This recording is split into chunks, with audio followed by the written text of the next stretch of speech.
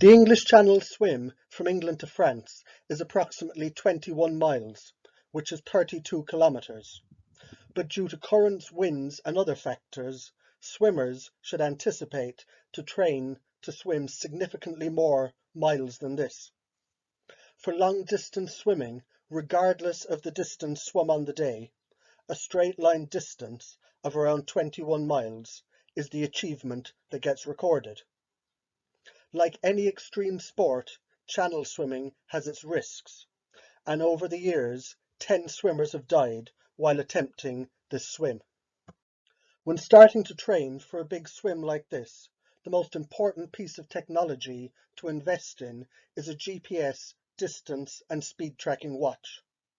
This is the only way to ensure that you meet your daily, weekly and monthly training goals.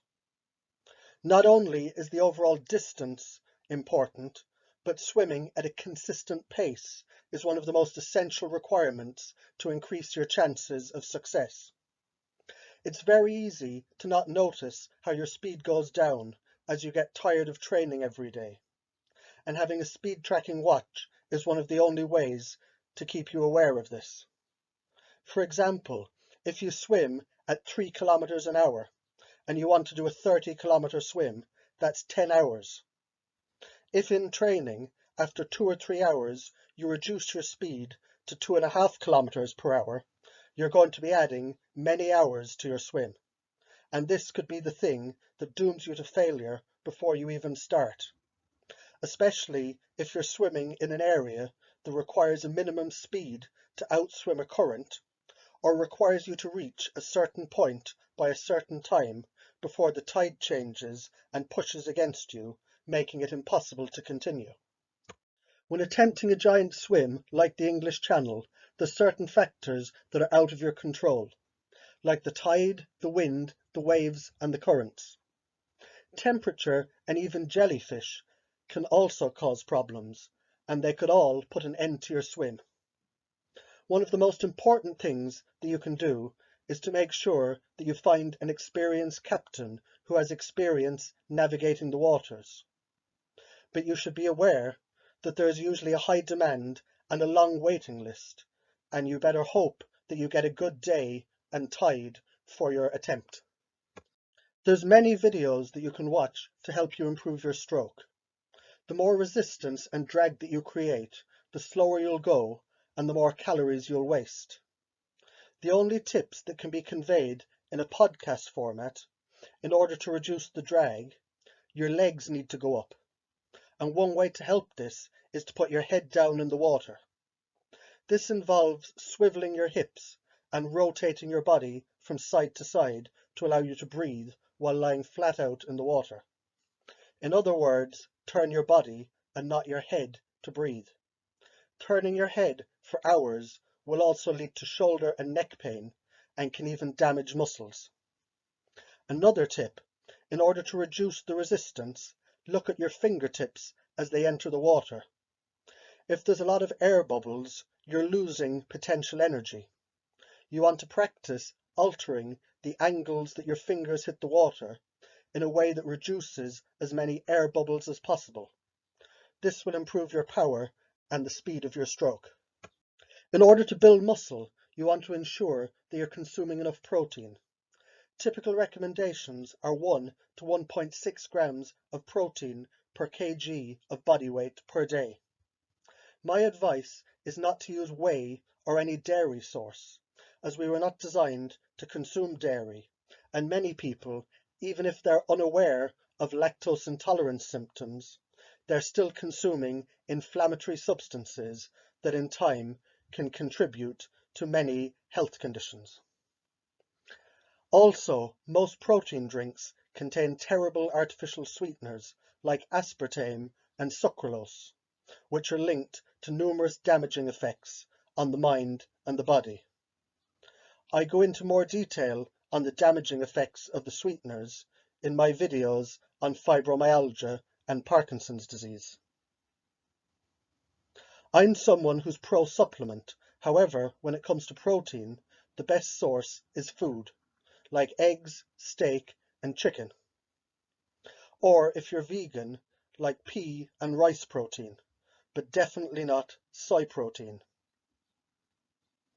If you're not professionally competing, you can check out my video on why people are turning to SARMs to see how these increase nitrogen retention in the muscles, allowing you to build muscle on a lower amount of protein. The person in the photo here is Rich Piana. He said many times that he would never drink protein drinks and he'd only get his protein from food sources, and he was one of the most muscly men on the planet until he recently died. You should try to increase insulin sensitivity, which is like reversing the onset of type 2 diabetes. So you can see my other video on type 2 diabetes for more information about supplements and dietary changes you can make to help this. One good example of an advantage with blood sugar regulation is taking berberine hydrochloride. When this is taken at doses of 500 milligrams 3 times per day, it not only increases insulin sensitivity, but it also helps to shuttle any excess blood sugar into the muscles, instead of letting it turn into excess belly fat. This causes enhanced muscle growth. Berberine has numerous benefits, indicating that it's a powerful life extension herb. You'll want plenty of calories and plenty of good fat in your diet to help build the required weight that you need for an endurance swim in cold water. Some of the best fats would be olive oil, fish oil, coconut oil, avocado oil, butter, ghee, and even lard. New research is showing how these are what we need, and how the previously thought of good refined vegetable fats like rapeseed oil or hydrogenated vegetable spreads and shortenings are the real poison to our arteries.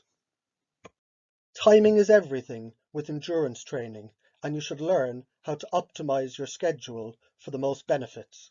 For example, if you're training to do a 40-kilometer swim, you need to train by swimming 40 kilometers a week, every week for around 3 months prior to the swim in order to accumulate sufficient muscle.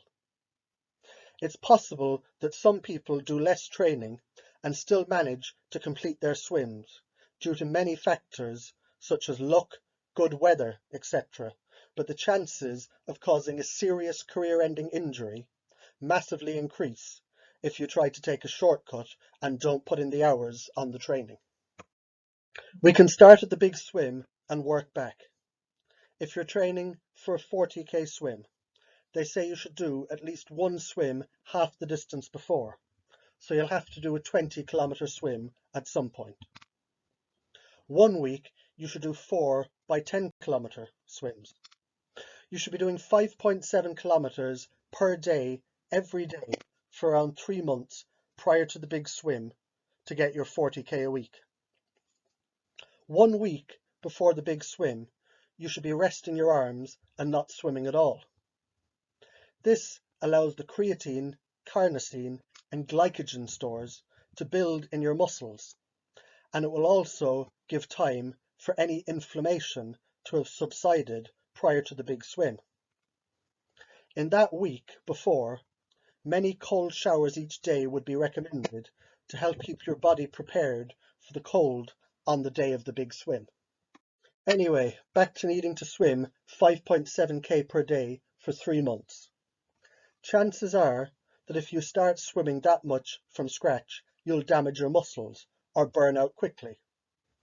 The 10% rule states that you should only increase your weekly mileage or volume in increments of 10%.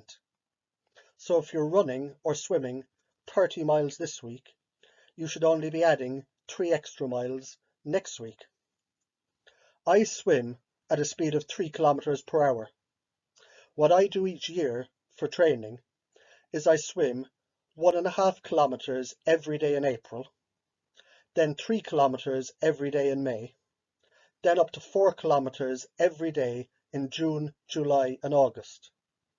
This means that I'm ready to do a 28-kilometer swim by September, as I've built up slowly and I've never caused any damage in my 10 years of swimming, unlike others that I know who've damaged their shoulders, for example, by skipping all this training. This will also show you that you need to start the training 5 to 6 months before a big swim, like a channel swim, to increase your chances of success and reduce your chances of damage. The most effective way to gain strength, muscle, and prepare for endurance is to take off days. This means you can take advantage of a few principles. So first, if you're swimming 40 kilometers a week, instead of 5.7k every day, you'll actually have better muscle gains if you do 3 13-kilometer swims instead. This means Monday you do a 13-kilometer swim. You rest Tuesday and Wednesday, swim 13 kilometers on Thursday, you rest on Friday, swim 13 kilometers on Saturday, rest again on Sunday, and start again the next week. By doing this, you're not only getting acclimatized to being in cold water for longer periods, you're also causing small damage to the muscles on those hard, long training days. And then, by having the rest, this allows the muscles to repair, which is what is required to increase strength and muscle size. With this, you can also take advantage of not building a caffeine tolerance and take the caffeine on your training days and none on your days off, allowing you to push yourself harder and letting you keep to a low dose of caffeine that's still effective at improving training but without causing side effects. You'll get much better results if you incorporate days off into your training cycle, instead of just swimming the same distance every day for months. This just tells your body that there's no need to expect a bigger challenge and you'll stop growing muscles. Another area overlooked by many swimmers is joint support. You can see my video on joint support and my video on arthritis to learn more about supplying the building blocks to your body required to help prevent any damage.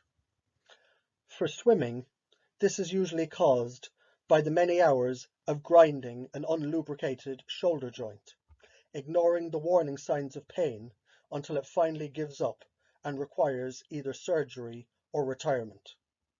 This could easily be prevented by hydrating the joints with things like hyaluronic acid, MSM, gelatin, and collagen. This is one of the many examples of how prevention is better than cure, and if you fail to plan, you plan to fail. When doing the big swim, seasickness can be a problem. There's a few natural remedies that can help with this if you don't want to take a prescription anti-nausea medication. Ginger has long been used as an alternative medication to prevent motion sickness. The mechanism of action, however, is unknown, but it's hypothesized that ginger ameliorates the nausea associated with motion sickness by preventing the development of gastric dysrhythmias and the elevation of plasma vasopressin. And CBD is also effective for motion sickness because of its antimimetic properties, and it's actually a safer option than many conventional drugs on the market for motion sickness. You can see my other video on CBD and blood flow in the brain for more information about CBD's other benefits. On the day of the big swim, you should be expected to drink 500 milliliters of water per hour with up to 300 calories of carbohydrate added. Some people add more calories than this. However, tests seem to indicate that your body is unable to absorb more than 300 per hour. By having a mixed source of carbohydrates, like maltodextrin, starch and sugar, you can enhance the absorption without causing as much stomach discomfort. One of the most overlooked aspects of feeding is the pH.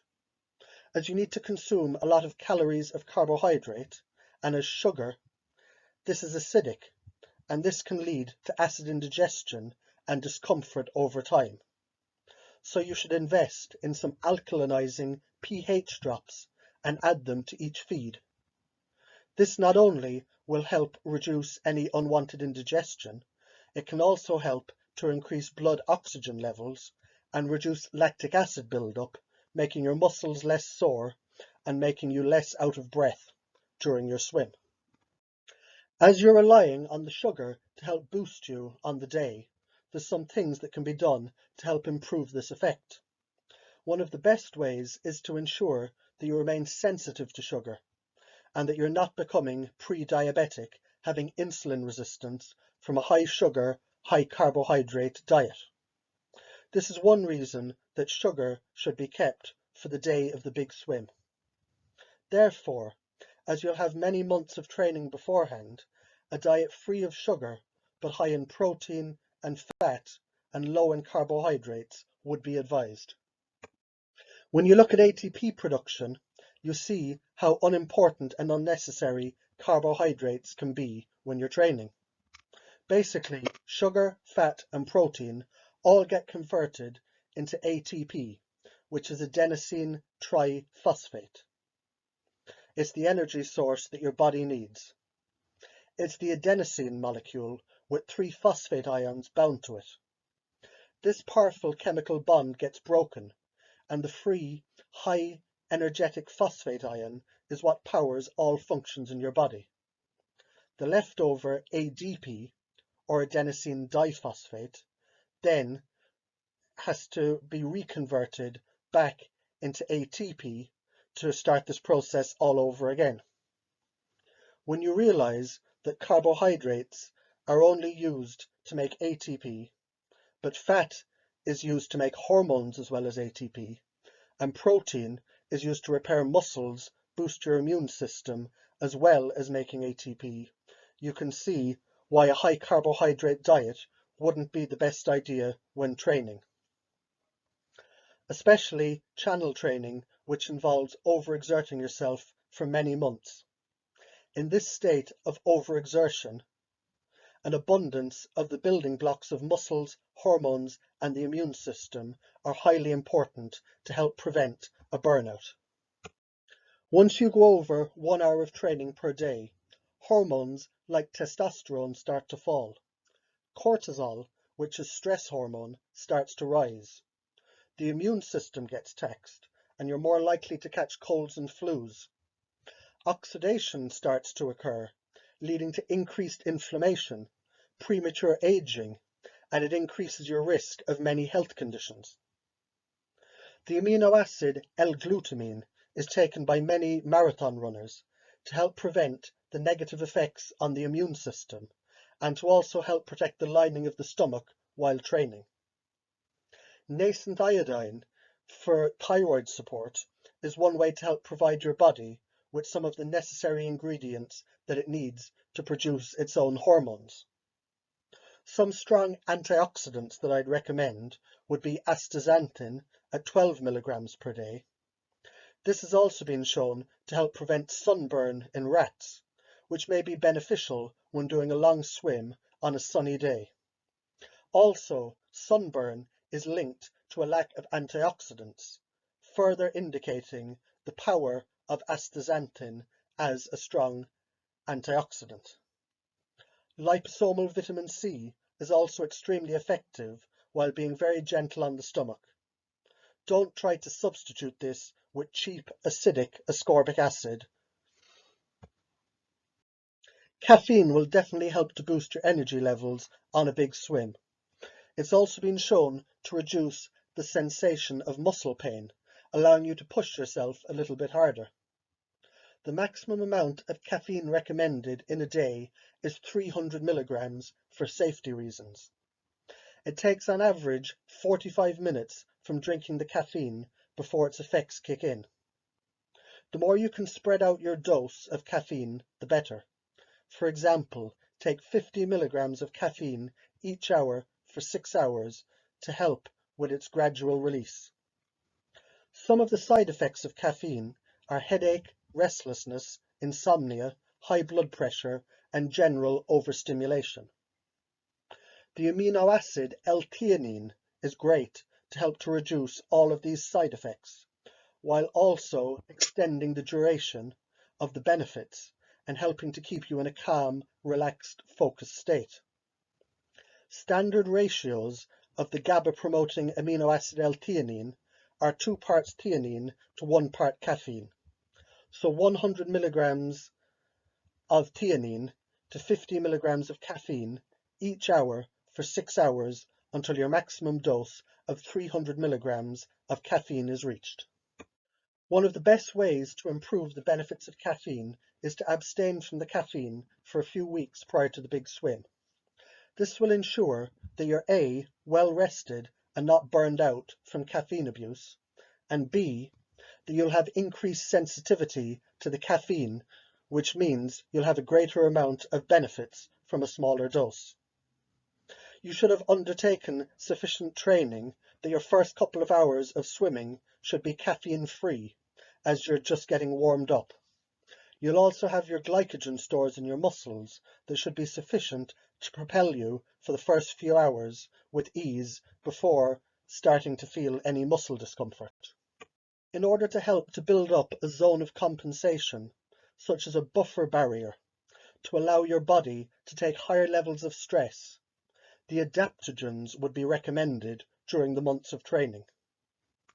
Adaptogens are non-toxic plants that are marketed as helping the body resist stressors of all kind, whether physical, chemical, or biological.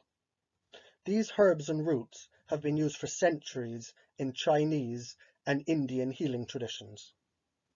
Some adaptogens are the cordyceps mushroom, which helps to increase blood oxygen and endurance. Schisandra, the 5-flavor berry, which helps the liver.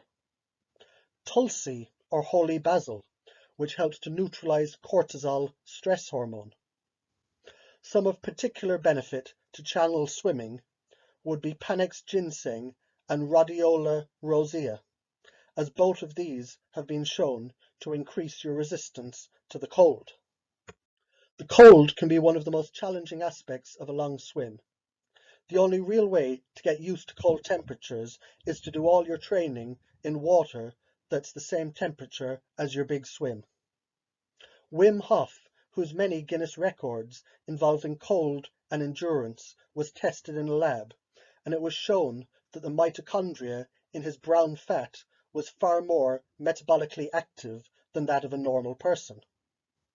The brown fat content is what we know helps to increase your ability to withstand cold temperatures, and the mitochondria are the energy-producing factories in those cells that produce ATP that was previously mentioned. There's a number of clinically proven ways to help increase and improve mitochondrial function.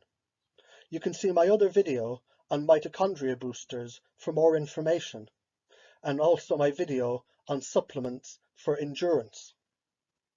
Some products, however, for the mitochondria are D-ribose, coenzyme Q10 in the form of ubiquinol, taken at doses of 200 to 400 milligrams per day, PQQ at 40 milligrams per day, and the popular supplement creatine monohydrate. For research purposes, one of the few things shown to remove old damaged mitochondria and help produce new ones is the chemical SR9009, taken sublingually in DMSO at doses of up to 50 milligrams per day. You can watch my video on DMSO to learn more about its many potential benefits. However, like any research chemical, there's a blanket ban by WADA, the World Anti-Doping Agency, on any product that has not been through full clinical trials. It's also the responsibility of the swimmer to be aware of all of WADA's somewhat crazy rules, as some prescription asthma inhalers, for example, are allowed, and others with similar action are banned. There's an important discussion that should really be addressed, as many supplements that can help one to reach their full potential, and more importantly, help the body heal from the damaging, aging effects of overtraining, that are readily, legally available to the public, are banned by these sporting bodies. Their outdated idea of everyone competing on an equal playing ground doesn't hold weight when some people, through genetic variability, are born with double the testosterone of others, or they produce more anti-aging, muscle-building, healing growth hormone, for example.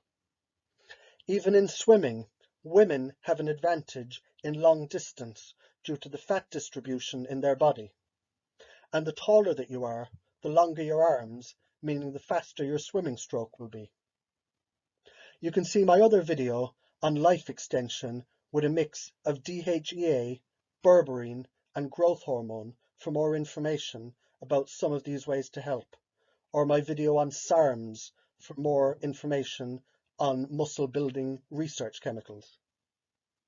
Bodybuilders, when trying to gain muscle, tried taking anti-inflammatories.